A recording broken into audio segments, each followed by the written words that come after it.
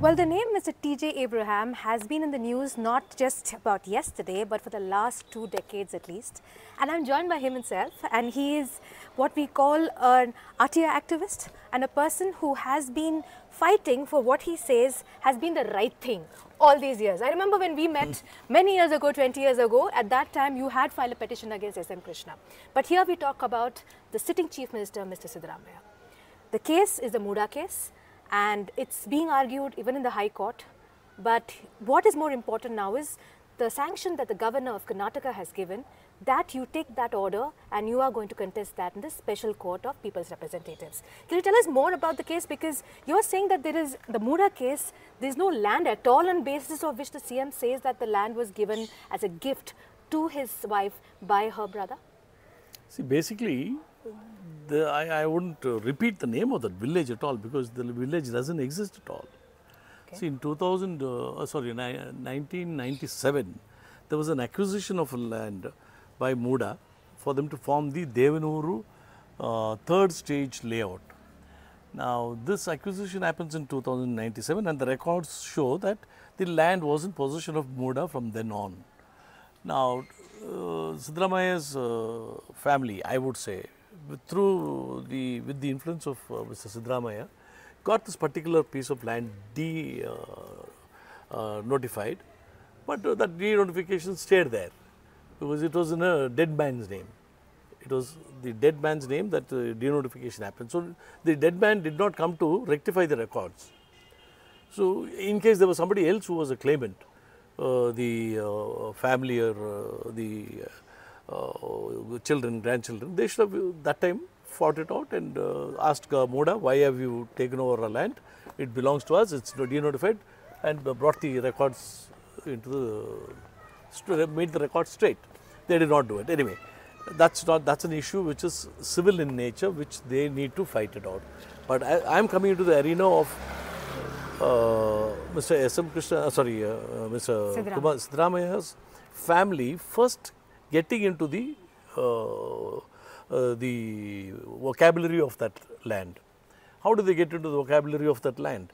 Because the brother-in-law of Siddaramaiah got a sale deed executed from one person called Devraj. Devraj is related to the old man who died, in whose name the property was denotified. How and all that, it's a big civil dispute, which it doesn't have anything to do with my case. Nevertheless, he sells the property and he says in 2004 that I am handing over the property to you. He did not have the property at all. So, you don't want to take the name of that land, but you're saying that the Hobli called Kesare doesn't even exist, and that was sold. 2004, there was no Kesare Grama. There was no Kesare village. It was Devanur third stage. Devanur third stage layout formed by Muda. So, the gift that has been given to from the brother that to the is sister? Subsequent. That is subsequent, much later. 2004, when he's supposed to have bought it, what did you buy? That village was not there. That survey number is no more there. It's roads and sites and park. All these things have been formed, and sites have been distributed to beneficiaries. So, where is the agricultural land? So, it is in the possession of Muda, you said? It was, and it's still in the possession of Muda. Undisturbed. Okay. Unless you have gone to the court and fought it out, now they have, by virtue of being illegal occupants also, it's become theirs. So, if I may ask you, this was also contested, the sanction of the governor was contested in the Karnataka High Court by the Chief Minister. And the court also has said that no proceedings can happen till by the trial court until the case is heard itself. This is being looked as a relief to the Chief Minister, but you're going to be continuously at it because you're now filing a petition. It's actually a relief to me. More than the CM, it's a relief to me because I'll have to answer, we'll have to file an objection. It's not an easy job to file, it's just not just compiling something and throwing it. When we do it, you can compare my complaints with any other complaint and tell me if there is no uniqueness in mine. When you read it, when you see the compilation, how I present it, there is an absolute uniqueness in that. And we would like to retain that uniqueness even in the objections that we file for the petition that they have filed. Now, what has happened? The court has found, let it not be an impediment as far as this case is concerned. So the court has told the trial court, just defer the matter. But I'll come back to the arguments, because the arguments also put forward were that the decision that was taken to clear or to give the sanction by the governor was done without mindful thinking. It was done in haste. More importantly, it was also done by a friendly governor. That means you have easy access to the governor as well. I have sought for an appointment with the governor on the 19th of last month. I'll show you my email ID, your email. And I get an appointment on 26th. Is that a friendly governor's action? You would term that friendly? 19th I ask and I get it on 26th. I'm made to wait. Is that a friendly approach? No. He found this time and he gave it to me. Fair enough. I went there at 11 o'clock and I explained the whole thing. I narrated the whole thing para-wise, and I started convincing him how there was no land. There was no land when you bought it. There was no agricultural land when you bought it. There was no, the 3.16 acres was not at all there. The nature of the land is already transformed into a layout. And then when you go and, see, how can you just digest that you go and approach the DC and ask him for a conversion of a land which is already developed here? And those guys, the DC gives a spot inspection report and he says, I've seen the land. Where did you see that land? Where was agricultural land at that time? Because its sites have been demarcated and given it to beneficiaries. The Tahsildar gives a report. You think it just happens just blindly like that without any influence? But Mr. Siddaramaiah has been Chief Minister twice. He's also been Deputy Chief Minister twice. Has this land been declared, especially when it came to the different terms that he has served, even with the Election Commission when he contested elections? That's a very, that's a beautiful one. See, 2011, 2012, 2013 and 2014, in his declaration to the Lokayukta, in his annual assets and liabilities, he declares that this is his wife's land, this 3.16 acres. But the most important document which, the moment you file, whether it is the nomination paper, whether it is accepted or rejected, doesn't matter. When during the elections, when you file a nomination, the moment you file, it gets into the public domain. That is the election affidavit. In that affidavit, he does not mention this land. Why? Okay. Madam, there is nothing wrong as far as it goes into the assets and liabilities statement into Lokayukta, because that is, although it is a public document, it is not easily available because people will have to go after it, they'll have to make a lot of effort to get it. Why did you hide it here? Why did you, Mr. Siddaramaiah, I would ask. There's nothing to hide. Well, the question also is, there are several private complaints with the governor. Why pick and choose only the one that you sent?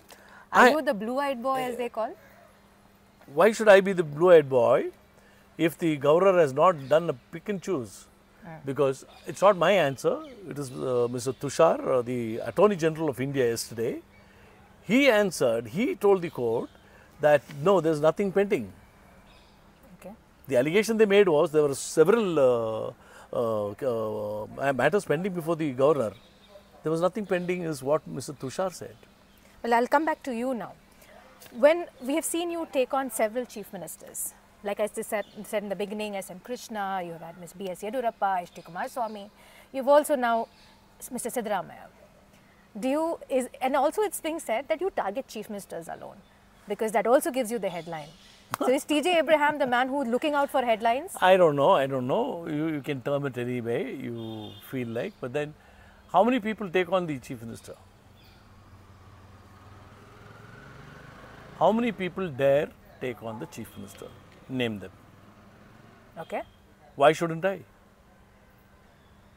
Well, the sitting chief minister also said that you're a blackmailer. He made a comment and he speaks about a particular pending case against you of 1 crore, which was apparently a case that is still pending against you, an investigation that is pending. I've never heard of any 1 crore and all that. Okay, but there is still there is a complaint that is lodged. Per se, I can read out the complaint and say it has nothing to do with me. There's no case made out there. But I wouldn't go for that justification in public now, because I'm waiting for the trial. But how do you counter the fact that he says you're a blackmailer and that's the Let reason? him say so. I've already sent him a legal notice. The moment I told him, the first time he said that, I put it up on his tweet. I replied, I told him I put up a short legal notice. He has stopped saying that. I will draw him. Anyway, he's going to come into the court. Between me and Mr. Siddaramaiah, this is not the only legal battle. In the defamation case, I'm going to make him stand. There is no escape there. He called me a blackmailer. I want him to answer that. So your guns are trained on Mr. Siddaramaiah to get off. Because I've never had any other chief minister ever speak like this. This is the 5th chief minister. None of the others have spoken like that. This shows the desperation that is pushing him to say something bad about me. What have you spoken on the merits of the case? Have you challenged me on paragraph 1, paragraph 2, paragraph 20, paragraph 25? Nothing. Not a word about it. There is nothing. I have not done anything wrong. This is anybody's statement here. Why do you? See, in case there is a case filed against you, when the notice comes, it comes with the petition. What do you do? Objections, how do you file? Para 1 has nothing to do with me. Para 3, this is not the truth. This is the other side of the story. You counter, that is how you counter. Okay.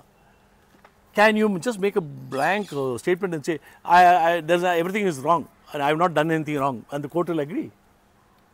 The decision is given on that. Arey Baba, you are a vakil, Baba. You had practiced law. I have never done law. I have never practiced law. I am asking you, is this the way you answer? If you do not have an answer, attack the complainant. That attack itself is my success. That attack shows his frustration. The kind of, it rattled the entire government. There were 15 ministers sitting and addressing a press conference based on a notice that was sent on my complaint to the governor.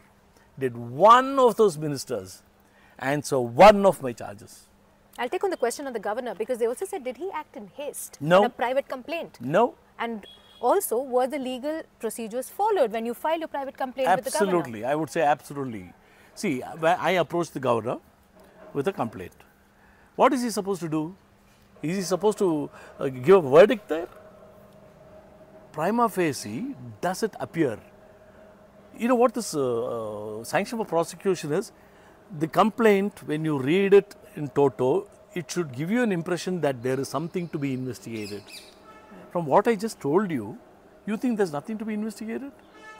Without a land when you bought it, without a land when you converted, without a land when you gifted it, and that claim on the basis of the gift deed of a non-existent land, you ask for an alternative site in lieu of a land which is never there, and you get 14 sites.